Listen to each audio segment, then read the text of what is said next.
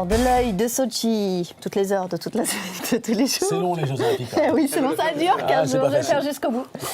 Bonjour Jean-François. Bonjour. La star du jour, un invité surprise. Oui, la star du jour, la médaille d'or du jour, même on pourrait dire, pour le dénommer Touman. Alors vous allez me dire, mais qui est Touman? Qui est Touman? Touman, c'est le brouillard en russe. Eh oui, une purée de pois caucasien terrible. Résultat, aucune épreuve ce matin à Sochi, rien du tout. Brouillard, mais aussi douceur, pluie, la neige est toute molle, c'est tout mou, c'est terrible. Martin Fourcade, du coup, et ses amis vont devoir patienter au mieux jusqu'à demain, 13h, pour la fameuse mass start. Des prévisions météo ne sont quand même guère engageantes, donc on croise les doigts, mais la semaine risque d'être compliquée à Sochi. La semaine sera longue. Pas de purée de pois au menu ce midi, on va quand même passer à table, c'est l'heure. Et oui, avec cette question qui, j'imagine, vous brûle les lèvres. Tout à fait. Y a-t-il un restaurant français à Sochi?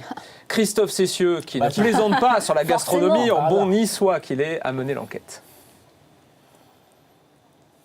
Bon, au niveau alimentation, on ne peut pas dire que les Jeux Olympiques de Sochi, ce soit quand même le top. Parce qu'entre les borshs russes et les McDonald's américains, il y en a un ras la casquette. Donc, on a décidé aujourd'hui d'enquêter et de trouver un restaurant français. On en a trouvé un, évidemment. Il y a toujours un restaurant français à l'étranger. Et ici, c'est chez Martial, ça s'appelle le Brigantin. On va y aller. La soca, ils ont du mal à comprendre. Non, ça passe pas. La piste saladière, c'est moyen. Mais par contre, les cuisses de grenouille, les escargots, ça passe très bien. Et puis, on fait des pizzas quand même. Ah bah voilà, on va pouvoir attaquer. On a enfin trouvé de la gastronomie française. Une bonne salade niçoise, ça c'est parfait. Allez, on attaque.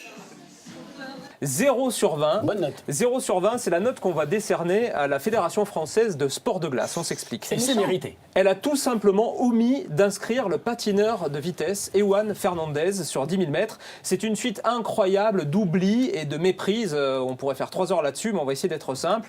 Fernandez était le remplaçant sur cette épreuve. Il aurait dû être sur la patinoire après le forfait du titulaire, Alexis Contin, mais il ne figurait même pas sur les listes de la fédération. Et c'est son entraîneur, Léarlandais, qui lui a appris alors qu'il était en train de s'entraîner encore en vue de cette épreuve qui aura lieu demain. Histoire rocambolesque, mais on pourra dire en conclusion que tout ne tourne pas forcément rond autour de la patinoire, autour de l'anneau de la patinoire. C'est quand même une affaire magnifique. sur laquelle on reviendra. Jean-François qui s'en sort toujours par une pirouette. Oui. Quand même. Merci Merci, beaucoup elle était Jean-François. magnifique celle-là.